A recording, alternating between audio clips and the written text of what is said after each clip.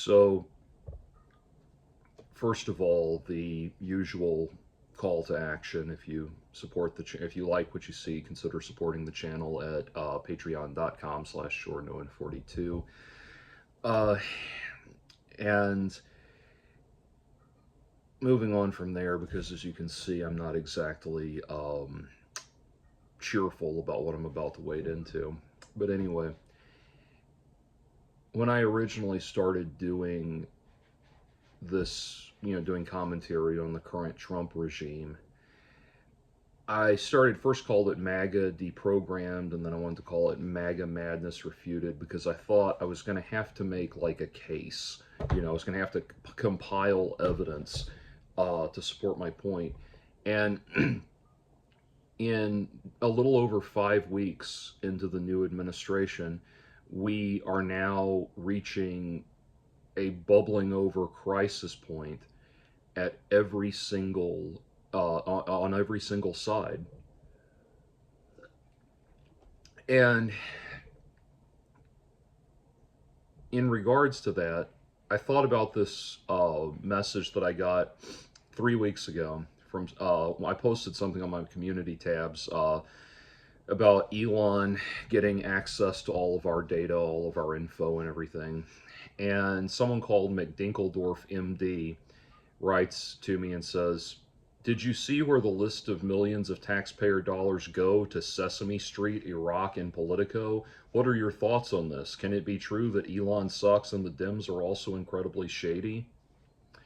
No, no, it can't. We are way past that point. We are way, way, way past the point where, and look, I was guilty of being this same type of person that you were. I just knew when to jump off the train. But, that same person of like, both parties are terrible and they're both awful and yada, yada, yada. Okay. By the way, McDinkledorf, I looked back. It allows me as a creator, I'm allowed to see back like your last 2 or 3 comments, and it's all stuff of you trying to convince me that I need to consider how awful the Democrats supposedly are, or else we're going to lose again in 2028 because they have so much they need to put right and all of this. And you say, incredibly shady and all of that. Okay. We're past that point. We're past the point of pretending that both sides are equally weighted versions of awful. We are way past that point. You have got to learn that you and a lot more people like you have got to learn the difference between incompetent good and competent evil. Because here's the thing, 10 years ago, like a lot of people like you, was in that same mindset of like, of thinking that, Trump was repulsive, but the Democrats were horrible and shady, and Hillary was this, that, or the other, and all that. And so I voted for Gary Johnson, which is called throwing your vote away. And that said, don't get me wrong, I liked Gary Johnson. There's a reason I voted for him and not Jill Stein, but, it was never going to work. And here's the thing. You are laboring under an absolute delusion that incompetent good and competent evil are the same thing. And the only thing that wins, the only side that wins when you take that mindset is the competent evil side. Incompetent good is still better than competent evil. Incompetent good can be improved upon. Incompetent evil can be ignored. The problem is competent evil. And whatever you might want to crow about the Democrats, it cannot even begin to bow to kiss the feet of the competent evil that is the Republican Party, and especially the Republican Party under Donald Trump. I didn't respond to you right away. I mean, I responded in a text to you, but I didn't. I didn't use this message in a video right away because I wanted to see where the Elon thing was going to go. And in just 3 short weeks, it has already spun so wildly out of control that it is incomprehensible to me how you, who could, despite your grammatical shortcomings, could form a coherent enough thought to ask me this question, how you cannot see what the problem is. I cannot, if you have gotten all the way down to the dark recesses of YouTube that is my channel, and you have not yet come to understand this, there's nothing I can say that will get you to understand this. Do you think, okay, right now, we are standing on the brink of a constitutional crisis and a president that is obviously a Russian asset. Hours before sitting down to make this video, I saw the news announcement that Donald Trump has suspended all aid to Ukraine and all foreign aid to Ukraine. And McDinkledorf, if you're about to sit here and lecture me on what kind of idea that this, what strategy this might have or something, we don't have time for listening to you anymore. Whatever nonsense bullshit you've made up to, or has been made up for you to convince yourself that there's some, wild, amazing gears turning in Trump's peanut-sized brain. Whatever you've convinced yourself of, we don't have time for that anymore. We do not. Donald Trump is a pathetic little piss baby. He with a vice president who is the beta cuck leech on the ass of a pathetic little piss baby, who is cutting off aid to Ukraine because he feels like he did not get his big orange bottom kissed appropriately by Vladimir Zelensky. There's no other reason for that. And here's the thing. We are about to find out. See, what's going to happen is when Donald Trump cuts off that aid to the Ukraine, efforts will be made to restore that aid that will probably end up going before the Supreme Court. He will be ordered, most likely by the Supreme Court. Betsy says hi. He will be ordered most likely by the Supreme Court to restore the aid, just as he has been ordered to undo a number of these executive orders that he's already put in place, like the USAID payment freeze. He is currently arguing with the Supreme Court, trying to convince them, or his lawyers are trying to make some kind of case that he gets to do whatever the fuck he wants. Thankfully, the justices are not buying it. I would actually be very enthused. They've talked about justices saying things without identifying who's saying what. I would be, a small modicum of my faith in humanity would be restored if I found out it was Brett Kavanaugh who was saying these things, because I would finally feel like maybe, just maybe, he can't be bought by Trump. Maybe he will actually do his job. And it's always refreshing when I hear that a Trump appointee judge is blocking one of his bullshit orders. But right now, it's looking like Trump is going to be told no by the Supreme Court. And that is something that that is something that Donnie the Magical Orange dipshit just does not think he ever gets told. And he's going, if he defies a ruling by the Supreme Court, he will have a constitutional crisis. We will have a constitutional crisis on our hands. And that probably doesn't mean very much to you. I can't imagine that it would mean very much to someone who thinks that tax dollars going to Sesame Street constitutes shady behavior on the part of the Democrats. You and a lot of people like you have convinced yourselves that just because the government takes some sort of action that you personally don't approve of or don't understand, that they must be doing something wrong or illegal or immoral or something like that. But when we elect people to office, we are electing them on the premise that we are delegating them to do all of that thinking for us. It's just like, I am a professional guitarist, I am a music producer. When people hire me for my services, they're hiring me to go in and operate Pro Tools better than they know how to do it.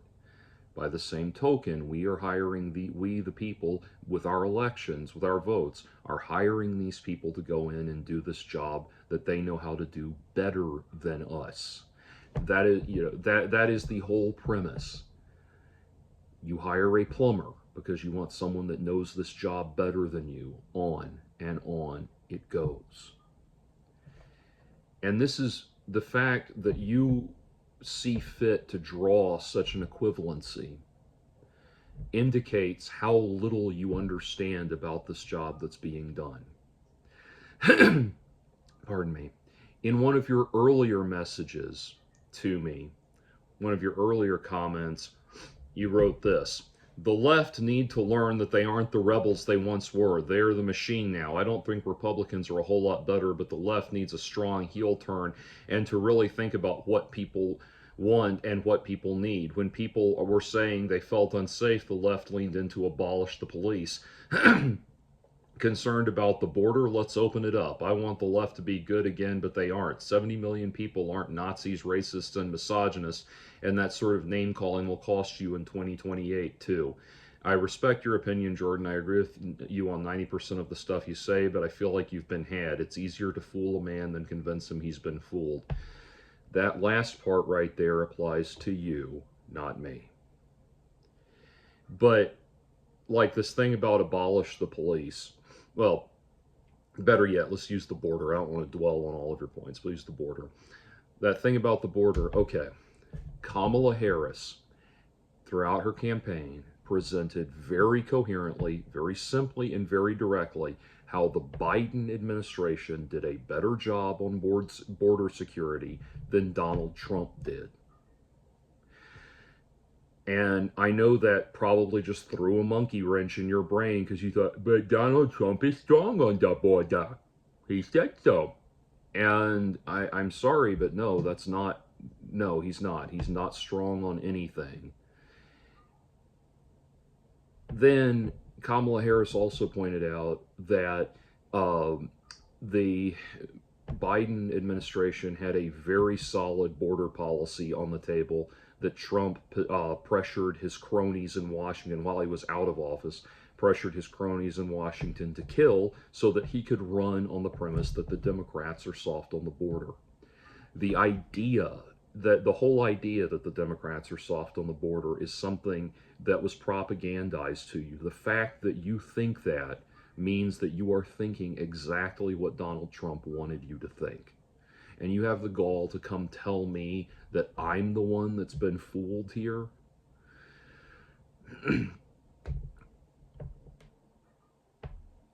I know that there is a lot that the left has to work on. But again, and you're going to start, the thing is, you're going to see this video. If you respond at all, you'll start throwing everything you can come up with at me. You'll start throwing you'll start throwing something about Hunter Biden's laptop at me. You'll start throwing you'll start throwing something about the pardoning of Hunter Biden, or this, that, or the other, whatever you've been taught to take seriously by these people. You're going to start throwing at me.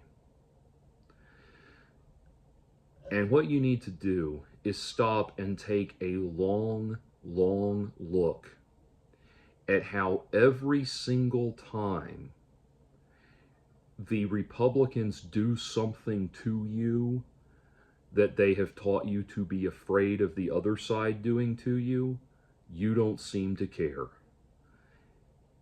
You know, a while back, about a year ago, I think, I reviewed all of the movies that were on Daily Wire Plus. And so for that month, I had a subscription to Daily Wire Plus while I was doing that. And when I canceled my membership, when you cancel your membership with Daily Wire Plus, they send you a digital file of everything, all of the information, all of the personal information they accumulated on you while you were signed up for membership with them. And that's actually a good thing. I appreciate that. I appreciate that disclosure, and I appreciate the open honesty about it. That's really good. More people should do that. But then Elon Musk commits the ultimate data breach the ultimate data breach, the ultimate grab of personal information. There has never been a greater, more egregious, more significant, and more expansive and all-encompassing grab of U.S. of the personal data of U.S. citizens than what Elon Musk did. And for some reason, it doesn't click, doesn't connect. And what's amazing to me, and this is why I talk about you not understanding the difference between incompetent good and competent evil. I know full well, that if something like that, if Joe Biden had had Bill Gates go in and do exactly what Elon Musk did, you would be flipping your shit. You would be ready to mass at the White House, mass at the in Washington to take back the country. Somehow, if a Democrat had done even one of the things that Donald Trump has done that is wrong,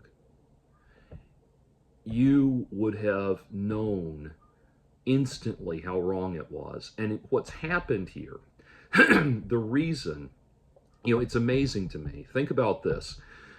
Bill Gates, the man who retired from the tech world and took his massive fortune and created the Bill and Melinda Gates Foundation and started working on all of these humanitarian initiatives. You all have convinced yourselves that he must be up to something, because he's one of those do-gooders. He's trying to make a difference in the world.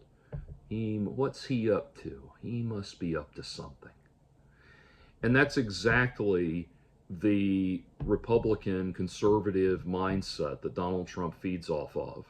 They want you to think that what they try to get you to think is everybody is every single person is a self-interested Gordon Gekko type person, and the Democrats are just lying about it.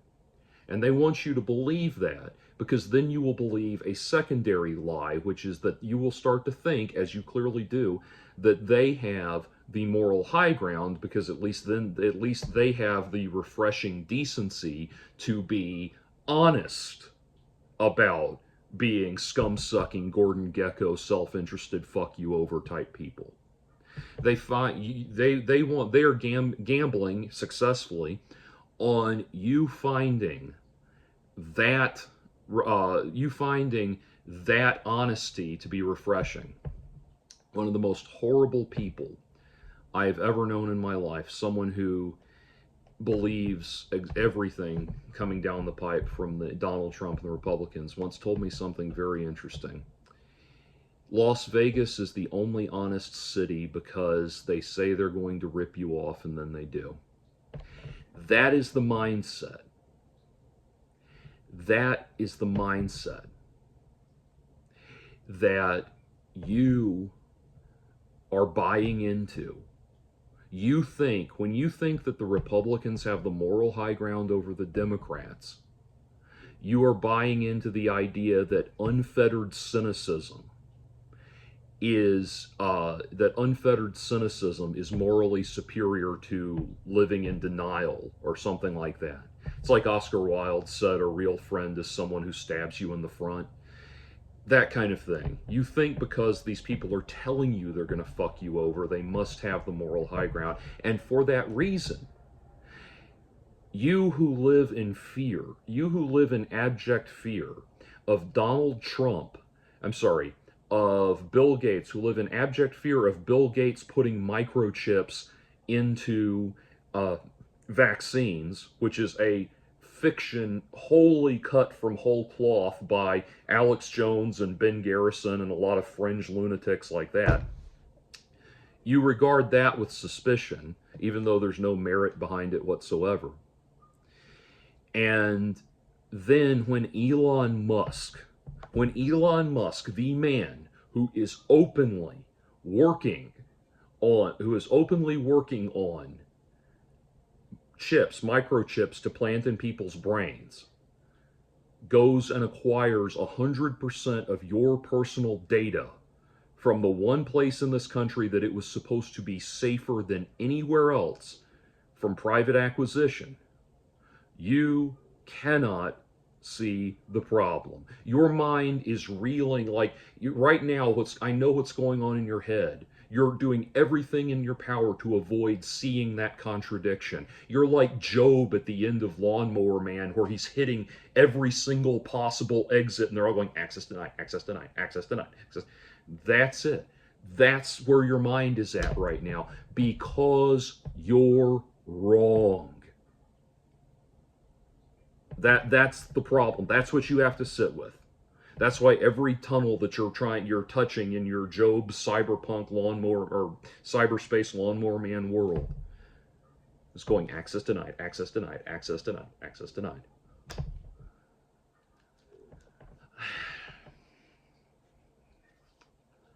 And I know what you're going to try to do with that. You have heard what I saw Elon's tweet trying to explain away why he had to grab everybody's information. I know what excuse he offered. Okay, I know you're going to want to throw that back in my face, McDingle Foofus or whatever your name is. You're going to want to throw that back in my face. Okay, I once got in an argument with somebody who was in denial about what the Trail of Tears was. You know, the Trail of Tears was an act of ethnic cleansing, a genocide that the United States conducted under the auspices of relocating Native Americans to a piece of reserved land where they could live out their lives. They could live their culture and their lives. They walked all of these Native Americans, to this, or indigenous people, however you want to say it, but took all of these people and marched them to this other location under such horrible conditions and in such a way that a vast number of them died from exhaustion. The goal of that was to walk them to death. Walking people to death is a very long and standing and very primitive form of ethnic cleansing, and it's if that's your goal, if your goal is ethnic cleansing, then it's a really convenient way to do it because it doesn't look like that's what you're doing. And so the person I was arguing with, we went and looked up the speech that was given by, I can't remember the president's name. I want to say Andrew Johnson or something. That's probably wrong. But it was the speech that was given by the president at the time, explaining to the people why this was being done, why this relocation was being done. And this the explanation that this person gave, that the president at the time gave, was all about how this was the best way for the natives to get to live out their lives and their culture and everything, and we would be removing them from the presence of the white man and all this stuff, and it's all dressed up in all this flowery language. So the person I was arguing with, that's all they needed. That was all they needed to be convinced that that it was not a genocide, that it was not an act of ethnic cleansing. But somehow, some people are just so naive, they believe that sort of thing, unless it's coming from the Democrats, unless it's coming from the people who say they're trying to help. The Democrats, and again, it comes back to that thing of there are a lot of people out there that think the whole world is, the whole world is made up of nothing but scum-sucking, self-interested Gordon Gekko type people, and that the division is between people who are honest about it and people who try to convince you otherwise. If that's what you think, and it's clear that that's what you think, then of course you're going to be cynical and distrusting of the Democrats. But here's the reality. It is within the human, it is within the capacity of the human race to do good things, and to do them purely because they're good. One of my favorite books is The Screwtape Letters by C.S. Lewis, and at the end of the Screwtape Letters, the demon Screwtape is writing about how, the demons in hell, they just, with all of their research and all of their strategizing and all of their planning and philosophy and everything else, they just can't figure out what the enemy, God, they can't figure out what he's doing up there. What has he got planned?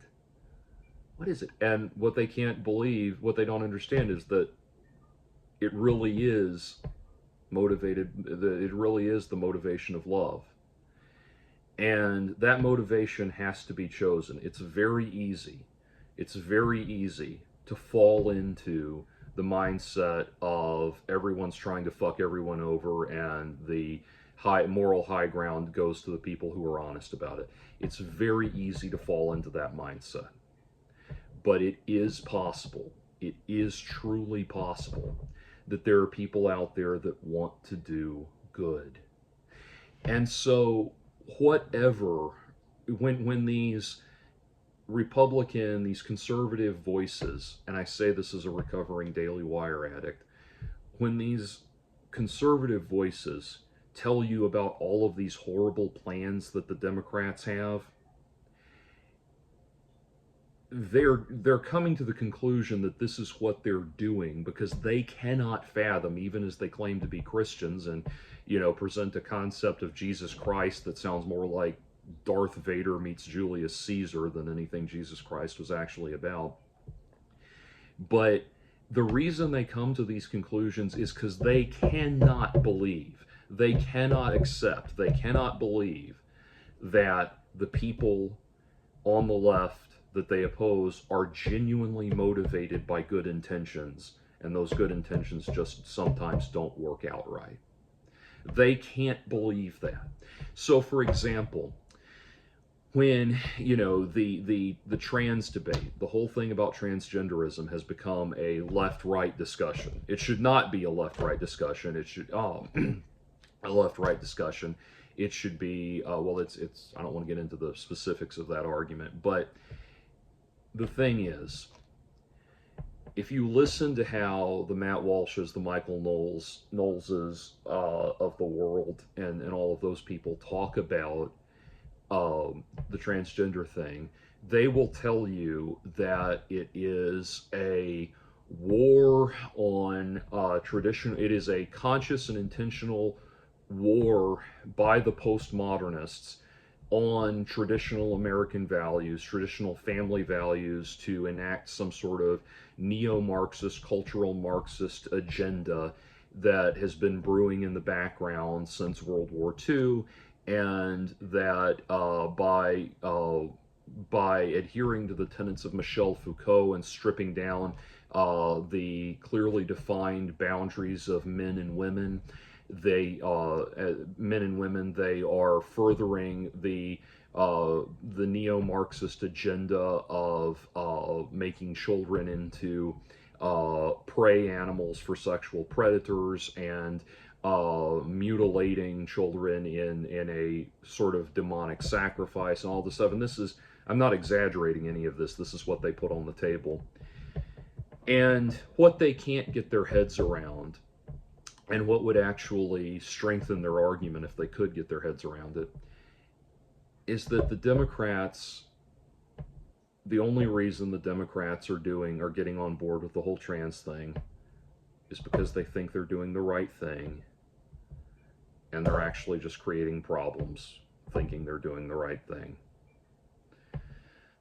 And so, you know, the fact, for example, the fact that Tim Walz put tampons in, or allowed tampons to be put in, tampon dispensers rather, to be put in boys' restrooms in the school system, that's not something I agree with. But I don't think that Tim Walz, it has some kind of perverted, over-the-top perverted neo-Marxist agenda. The reason they have to create all of that, the reason they have to create all of that structural, you know, kind of faux intellectual scaffolding, I guess you could call it, is because they're trying to get around the fact that these people really are just trying to do the right thing. And sometimes they really get it wrong, and they look really stupid when they get it wrong. But they really are just trying to do the right thing. And so when you come to me and tell me that there's taxpayer dollars going to Sesame Street, Iraq, and Politico, that does not mean shit to me, especially because it's since come out that Elon's initial report was mostly just bullshit. But the reason that seems like some kind of scandal to you is because you have convinced yourself that that money could only be serving some sort of unsundry purpose, some sort of vile, unacceptable purpose, and that they're just lying to you about it. No, foreign aid, you know, support for public broadcasting and foreign aid are things we've done for a long time, and, you know, somehow people have forgotten a very simple and very obvious truth, and this goes back to Trump and Vladimir Zelensky in the you know, that horse shit where Zelensky, this man who has been at the front lines of a war for the last 3 years, has to sit there in the Oval Office and be lectured by these two nitwits that are trying everything in their power to scold him into not, you know, what they did to him, especially J.D. Vance, what they did to him there is no different from the toxic codependent relationship partner, boyfriend, girlfriend, who says, your problem is you just don't appreciate everything I do for you and everything I bring to this relationship, when in reality they're bringing nothing to the relationship. They're just playing on your better nature, browbeating you into going along with it.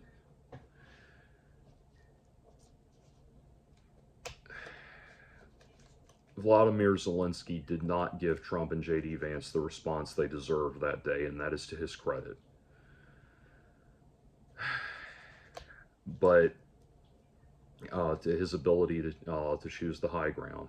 But right now, Europe, countries throughout Europe are forming new strategic alliances and exploring reactivating their own militaries to come to one another's aid in ways that they did not have to do previously when the United States was on top of everything. And that's putting us very much back in a similar situation to where we were when World War II started. And we are now on the precipice of World War III. You know, I remember Michael Knowles getting up there and at one of his little speaking engagements, and with that sociopathic grin on his face saying, this president's going to get us into World War III, talking about Biden. Well, the whole Biden administration came and went without World War III. 5 weeks into the new Trump administration, and we are staring down the barrel of World War III. And the sad thing is, you are going to write back to me trying everything in your power to convince me that no, we're not on the precipice of World War III. And, it may come to pass that by the grace of God, we are saved from World War III, and it ends up not happening. And if that happens, you're going to think that we never were on the precipice of World War III. But you have got to get, if you want to ever again be able to open your eyes at the start of a new day and face that day with any modicum of a clean conscience, knowing that you are a fundamentally decent human being that is on the side of good, you have got to abandon this notion that there is some kind of comparison to be drawn between what Donald Trump is and what the Democrats are. There is, every time you write into my channel, you try to convince me that about all the things the Democrats need to work on, and again, that strategically, if they don't work on this, that, and the other, it's going to cost them in 2028.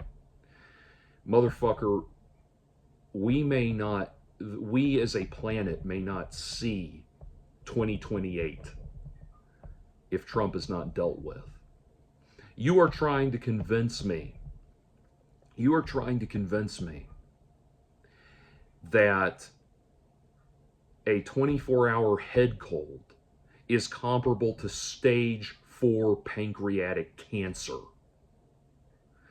And the fact that you can't see that's the thing. For almost a decade now, we've been hearing about Trump derangement syndrome. The only people who are deranged by Trump are the people who say that.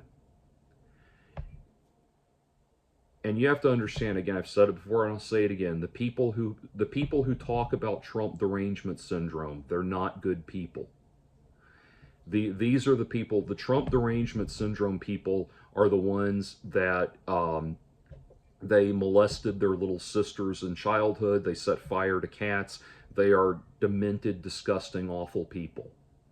They're the people that take money and candy from smaller children and then place their hand on the kid's forehead when he starts throwing punches to try to fight back.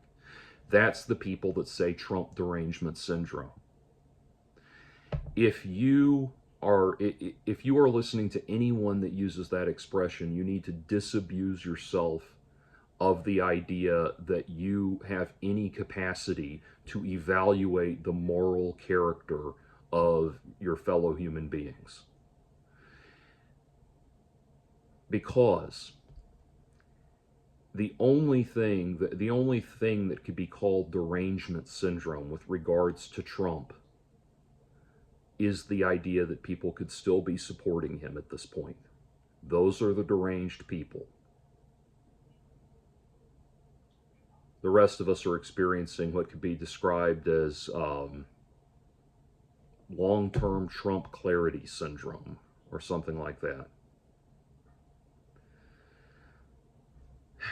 But I wanted to bring this up. I wanted to bring this up because I needed to get this off. I needed to point this out. The idea that any person could ever be trying to drive. If you are on the side of Trump, be on the side of Trump. It won't even be about being on the wrong side of history. You're on the wrong side of the present if you're on the side of Trump. But if you want to be on the side of Trump, be on the side of Trump. But for God's sake, have the decency not to enable him by pretending that the left and the right are comparable at this point.